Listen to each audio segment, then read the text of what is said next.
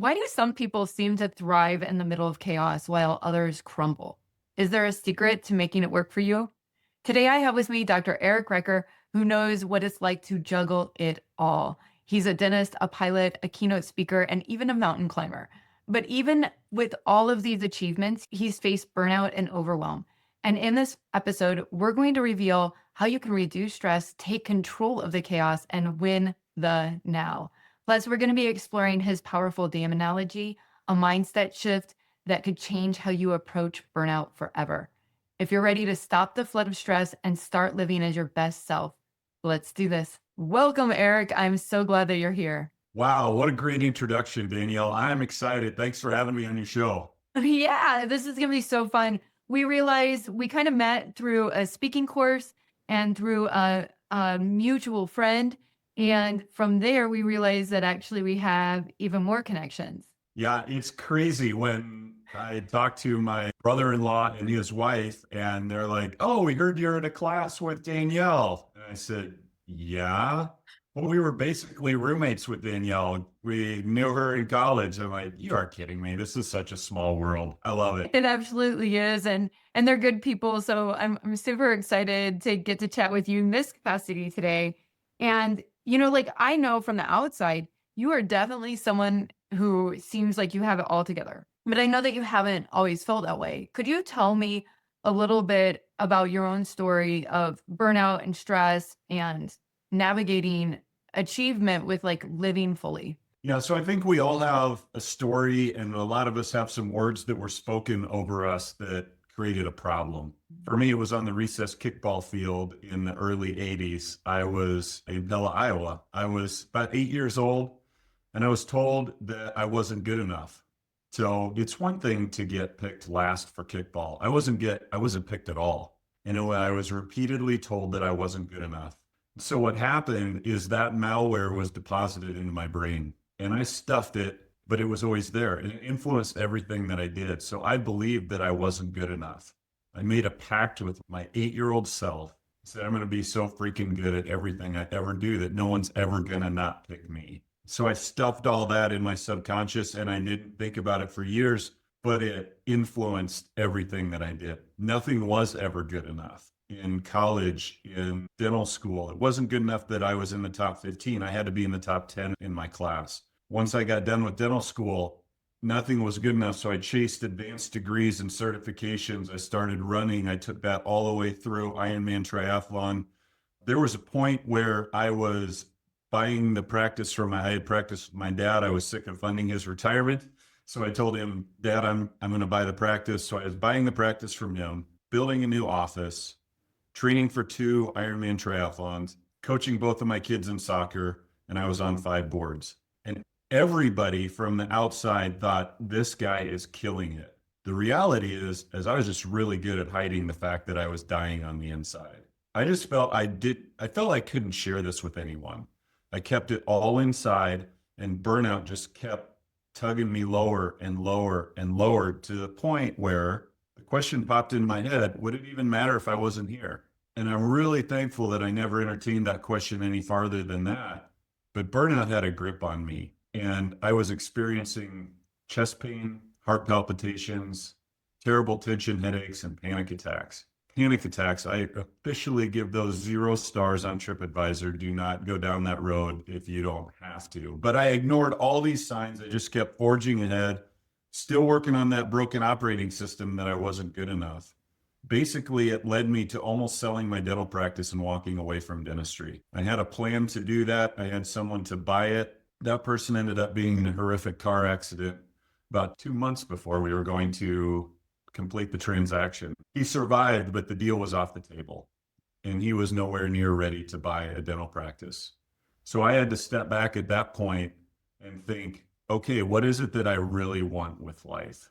How do I really want to move forward? And it was really at that point when I took some introspective time and realized that I was still working on that broken operating system.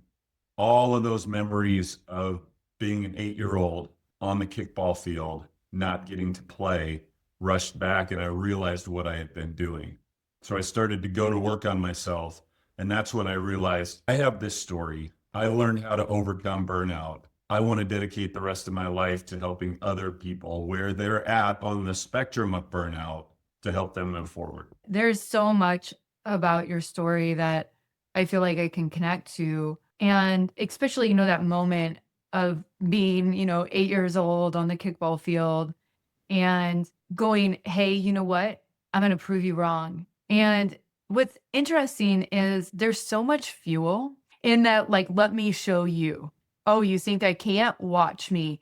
Right. And I think that some people find so much energy and empowerment in that. And I know for a long time, I was running on that, like running on that. And it can be motivating, but it's not healthy. And learning to move from a place where you no longer, one, have to motivate yourself that way, and learning to say, I am enough right now as I am. And anything that we explore or grow from is going to be growing from a place of exploration and curiosity and fun and play, and not necessarily like, oh, I have to do this to prove my worth. It's such a shift. So, I'd be really curious how you, and I know that you work with other people, how do you help yourself and other people? What's the first step shifting from that moment of, okay, I'm in this go, go, go mode and proving to other people to like, oh crap, we got to do something different. And what's that first step? The first step is always admitting that there's a problem. The first step is always raising your hand. It's what I didn't do for so many years. I kept it all to myself. Once I raised my hand to my wife, she didn't even know I was going through this. I mean, I wasn't hiding it as well as I thought I was, but she didn't know the depth of it. She didn't know the thoughts of would it be better if I wasn't here? She didn't know the panic attacks. Those were things that she didn't know. So when I raised my hand and told her about the whole story, it was very painful for our marriage. She felt betrayed. I imagine it's almost like what an affair feels like, because I had been very untruthful to her for a long time. In my mind, I was protecting her. In her mind, I was betraying her. So we were able to work through that, and she is my biggest supporter. I mean, my wife, I call her the fabulous Amy Recker because she is. She is just incredible. She is so supportive of me and all these crazy things that I do. But really, if someone's watching this right now and they're saying, boy, I can relate to some of this. Somebody said some words over me when I was younger, and I don't think they're true, but that's just how I'm living. This doesn't have to be as good as it gets. There's a lot of people you can raise your hand to. You can raise your hand to a coach. You can raise your hand to a therapist. You can raise your hand to a trusted friend. There's a lot of people you can raise your hand to, but as long as you keep it inside, nothing is going to change. It just isn't. There's so much healing on the other side. There's so much hope on the other side. But until you realize that you need help, nothing's going to change. I know that you are described sometimes as a chaos reducer. And, I do think that when you're in those moments, it feels like your life is in chaos. And so, one of the reasons that I wanted to have you come on is I find chaos really fascinating, right? When I think that there's good chaos and there's bad chaos, and what you're describing is definitely bad chaos. So let's say you acknowledge it. What's one of the first things that you can do to heal and start reducing the chaos in your life? I think the first thing is identifying the things that are causing the chaos in your life. Because when I find that our minds are a terrible office, they're a terrible place to just store all of the stuff, right? So we all have those moments when our heads are about to explode, right? There's just so much going on in there. A lot of what I teach is not rocket science. Get it out of your head onto paper. Just write down all the things that are causing chaos and then think, okay, what do I need to say no to? Or if I look at this whole list and a couple things were removed, what would my life look like? So that's one of the ways that I start with people. Absolutely. And I think about the times that I've been in deep in chaos, right? The overthinking is so overwhelming. It's so hard to still things. One of the things that I find so interesting is I know that there is a moment where people were kind of saying to me, hey, Danielle, you can say no. You need to let go of a few things. And I remember being like, I can't. And it would send me into a panic because I was like, But if I say no to this, or if I don't do this, or I stop doing that, like everything's going to fall apart. But like really, it was trying to hold those things all up together that was making things fall apart. And so having that like faith, I guess, that saying no is actually the thing that's going to hold things together, not the things that are going to make everything crumble is so, so important.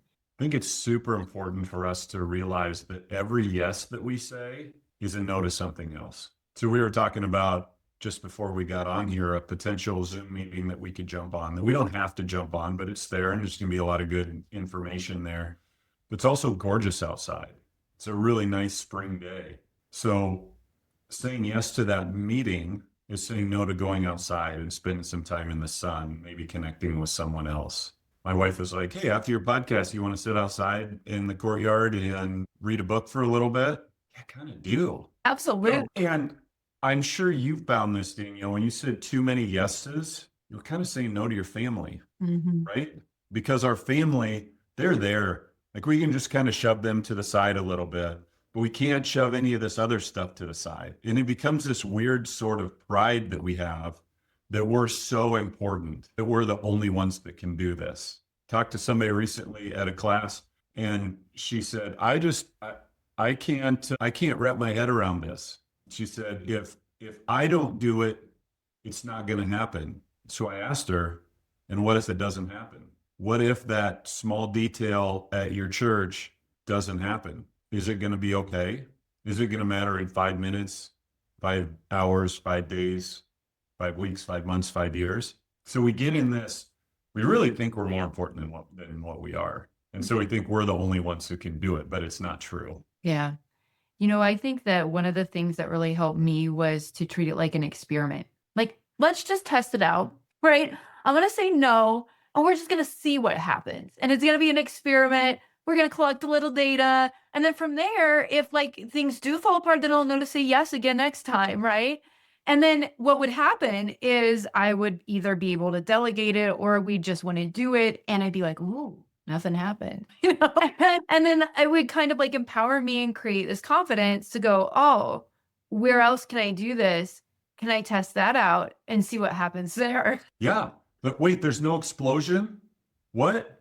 Like the world didn't fall apart? The space-time continuum did not get disrupted because I said no? Oh, maybe I can say a couple more strategic no. Because the things that I say yes to, I want to give my best yes. I really want to do a great job at those things. Yeah. You know, I was actually having a conversation the other day about people that are particularly high achieving. We want autonomy, we want mastery, and we want purpose. And when we are overloaded, when we are overcommitted, there is not space for mastery. But with mastery is where we also feel fulfillment, right? So when we're saying all these yeses, but we're just kind of skimming through all of them because we can't do it at the level of the quality that we want, we never feel that like satisfaction, that meaning, that purpose, that excitement. So it's just like, oh, I had to get this out. I got it done again. I got it done again. And you're like, ooh, I know there's all these things I could have done if I just had more time, but I don't have more time because I committed to this other thing. And so, we're having a conversation about the way that this keeps you playing small. You think all the yeses are opportunity to get bigger, but it's actually what keeps you playing small because you can never master things at the level that you really want and the ones that just like make you flipping excited. I love that. I love how you said that because the things that I do, I want to do really well. And I think you're the same way. When I have 80 things to do, I can't do 80 things well. I might be able to do 6 things well. And yes, there's some things that don't have to be done amazingly well, right? But wisdom is knowing which things are the most important things. And then we find time to get those things done. I love that concept of mastery, the whole 10,000 hours concept with Malcolm Gladwell and the outliers. It's not difficult. And he didn't create that concept, but it's true. If we really want to get good at things, if we really want to do our best and potentially get to be a master, we have to really focus on the things that are most important. And so when I was in that busy season, when I was doing all of the things and it was just crazy, I wasn't doing any of that well. I really wasn't. It wasn't fair to the boards that I was on. That wasn't fair to my family. Man, trying to work a full day and then coach my kids and try to find a way to train 20 hours a week for an Ironman triathlon and then sleep. What? So I just gave up sleep for the most part. I would sleep 4 to 5 hours a night. And Oh my that's about goodness. the rhythm that I had. For a It's while, my bananas with kids, that kind of training too. yeah, yeah. So my body was constantly broken down. And after a while, you know what? Your kids don't ask things as often. And that's when it's really a problem. You know, Dad, you want to play? You want to hang out? And even my wife would say, oh, Dad's asleep on the couch. Yeah. So what's most important? Those are the things we need to put our energy towards. And when we talk about mastery, I think a lot of times we do think about it in relationship to more like work like tasks. But like I want to be a really good parent. I want to be a really good partner to my husband, right? Like I really want to be a great friend and community member. And that requires those hours and that mastery too, like of being intentional and thoughtful and conscious about the way that we're showing up for other people. For me, I would show up with my family, but one, I would sometimes be thinking about other things. So I wasn't very present. And then the other thing is when my anxiety spikes, I'm kind of mean. I get snappy. I don't have patience. Like I'm just like no fun to be around. I'm like herding people out the door, yelling, hollering, and like I don't want to show up that way. Yeah. No, I can 100% relate to that. And it's not only not fair to other people when we phone it in, it's not fair to ourselves either. And those things just spin around in our head. And we just got to get a handle on the things that are most important. Once I did that, then I could say, and actually I had to step back and discover what really did success look like in my life. Mhm. And so Antonio Neves just came out with a new book called The One Day Method, and I bought it and read it right away. It's so good, isn't it? It Is is. it the same thing? I bought it, I read it. It's beautiful. It's poetry. It is, and it's so short. So it's like a 2 hour read. And so one of the things that I love, and I'm trying to be a little introspective about my day at the end of the day. And a question that he asks that we should reflect on every night before we go to sleep is, what did I do today that mattered? So if all those things we're running around being really busy doing don't matter, then why are we doing them? Absolutely. I So what think are the like most important things, and what did I do today that mattered? Oh, I spent some time with my family around the dinner table and I was fully present. That mattered. My son had something that he needed a little bit of help with. He needed about 10 minutes of a phone call for me. And I moved some things around to prioritize that. That mattered. I listened to my wife today. That mattered. I got that talk done that I'm going to be working on next week. I got that all ready to go. That mattered. And then you start to look, okay, but I spent a lot more time doing things today. Oh, but maybe some of those didn't matter as much. Okay, no shame. I'm going to try to get 1% better tomorrow. one of the things that I love about that question and that practice is not only does it help you over time kind of build that prioritization muscle, but it also asks your brain to start seeking out the moments that matter and pay attention to them. So you start seeing the things that matter more too. Because sometimes I think that when we're in the grind of things, we have these beautiful moments, but they just kind of rush past us. And this asks us to pause for a moment to name them, and then you start seeing them. Yeah. So crazy thing about me is I'm a naturally negative person. I just am. People who know me now are like, that's not true. Yeah. I had to change my mindset. I'm so thankful for neuroplasticity that we can do that our brains will allow us to change. But I was so focused on the losses in my life that I come home at the end of the day, my wife would say, how was your day? And I would say, oh, this happened. This bad thing happened. And I would reduce a whole day to one thing until I came up with the concept of win the now. And the cool thing about win the now is it reminds us that the moment in front of us is the most important moment. There's nothing more important than right now. And how can we find wins in that present moment? So the present moment for us right now is this podcast. And what do wins look like in this? It looks like a great conversation between us. It looks like delivering value for people who are listening. Maybe even giving hope to someone who's a little short on hope. That's the now right now. Then we'll move on to whatever we do next. And what do wins look like in that? I'm going to play with my wife tonight that one of our really good friends is acting in. Oh, how fun. Yeah. And so what does a win look like there? It looks like just being fully present, phone on do not disturb, sitting there just enjoying the talents and abilities of somebody else. We're still going to face losses. Mhm. But when we take a loss, I just ask one question of that situation. What can I learn from it? What can I learn from this loss? Is there something I could have done different? Is this just, this is the way humanity is? Is it, what is it? And then when you learn something from your losses, they become wins. So that all day long, instead of looking for negativity, I'm looking for wins. Who can I connect with? How can I do this project really well? How can I show up present for dinner with my family? All of those things. And you go from being negative to being positive. And it has been such a game changer for me. I love that. Win the now. And I know that you also, I can see it behind you, have a dam analogy. Can you tell me a little bit about that and how that connects to everything that we've been talking to? Yeah. When I was facing burnout so severely, what I found out now that I've done a forensic investigation on my burnout is that I was overcommitted. We've already easily established that. But the other part is that I wasn't taking care of myself. We can go through seasons where we're fully committed and be okay if we are taking care of ourselves. So our bodies are like a dam. I grew up very close to Red Rock Dam in Pella, Iowa. And so my family would go out there and we'd build forts and we'd do all this cool stuff. We'd enjoy the recreation part of the lake. A few years ago, what I found out, I was riding my bike across the dam and I just had this feeling, and you just feel it right in your spirit. We are the dam. Okay. Low blood sugar, what's going on? That's weird. We are not a dam in any way. Then I spent some time and really thought about it. And we are like a dam. All we're really doing is controlling the flow of energy that goes through us. That's all we're doing. So we have an output side, an outflow side. That's the river side of the dam, where the extra is oozed out, where it continues to flow downstream. That's the things that we do to impact the world. That's all the things we're committed to. It's how we relate to our families. It's our sleep. It's all the ways that we impact the world. We're pretty good at the outflow part, not really the sleep. We're pretty good at the other things, right?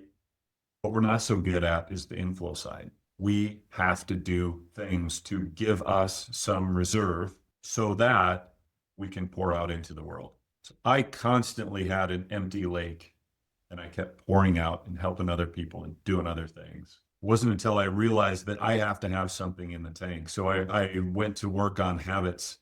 I made sure I did everything I could to sleep as well as I could. 4 to 5 hours is not enough. Nope. Not. I would say 7 is a bare minimum for most people. And a lot of people need 8 or 9. Mhm. Sleep when I'm dead? Well, if you don't sleep, death is going to come a lot sooner. And what are other things that we can do? I talk about making sure that we put our own oxygen mask on first so we can help others. That means doing everything we can to take care of ourselves. We need to be a little bit selfish so that we can be selfless. What can we do to fill up our buckets? It doesn't necessarily have to be a week vacation. What can we do on a Tuesday? How can we take 10 minutes during our day to do something that fills us up? Step outside and just stand in the sun for a little bit. Stand by the window and look out and just breathe for a few minutes. Do the Superman pose in front of the window and just look outside and breathe. Yes, arms big out. We make ourselves so small all the time. We're hunched over computers and doing all that stuff. What can we do to make ourselves bigger and breathe?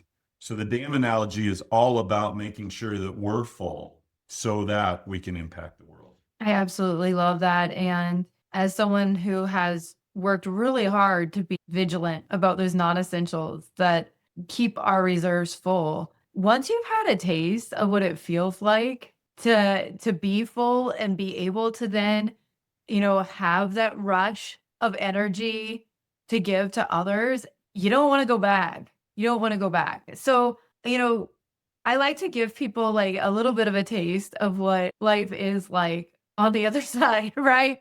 And I also want to acknowledge that this isn't like a one and done process, right? We were talking right before we press record that we both have to be really thoughtful and aware of those moments that we have signs that we've overcommitted or that we're starting to feel drained.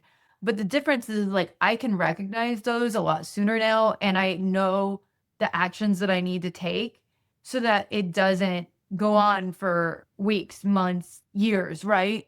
And so could you just kind of paint me a picture of like your life right now? Yeah.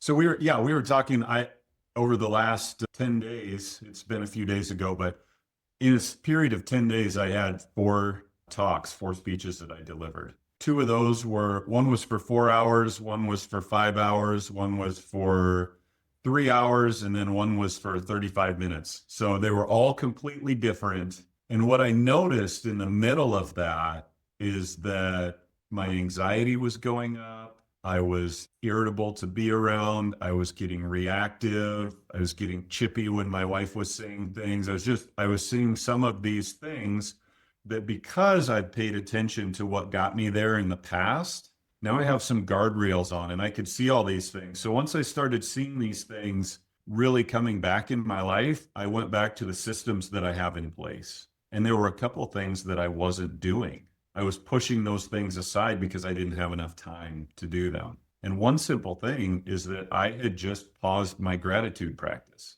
I usually walk to work, it's about 2 miles, and at least 10 minutes of that time I spend just being grateful. Anything and everything I can think of. I just work that gratitude muscle. Well, I've been training for a big endurance event this summer, so I've been driving to work and home because I had more specific workouts than just walking to work. So I had to say, oh my goodness, I dumped my gratitude practice, which is one of the biggest things that keeps me grounded. So I said, okay, now I have to do that while I drive to work. It's only a 5-minute drive to work. Perfect. I can make it a 10-minute drive to work, or I can pull in the garage and sit in my truck for 5 more minutes and do that. So usually when we go off the rails a little bit, it doesn't take as much as we think. So it's being very self-aware. It's like, what are the things that have gotten me to this place of peace? And what thing needs a little tweak to get me back there? So it's not a one and done. I'm going to go down this road so many times in the rest of my life. I'm certain of it. But the more we know about ourselves and the more we know what are the things that derail us, the more we can try to keep things on track. I love that. Eric, if people wanted to reach out to you, if they wanted to be able to connect with you, how can they do that? So my website is just ericrecker.com. I'm on Facebook, LinkedIn, and Instagram. And real easy, email eric@ericrecker.com. So I love to get to know great people, and I love to help people. So shoot me an email, message, carrier pigeon, whatever works. I'm always happy to have a conversation. This was such a joy. I could talk to you all day, but the sun is calling us both. I really appreciate this, and I can't wait to share this, especially with some of our college friends. So thank you, Eric. Yeah, thank you.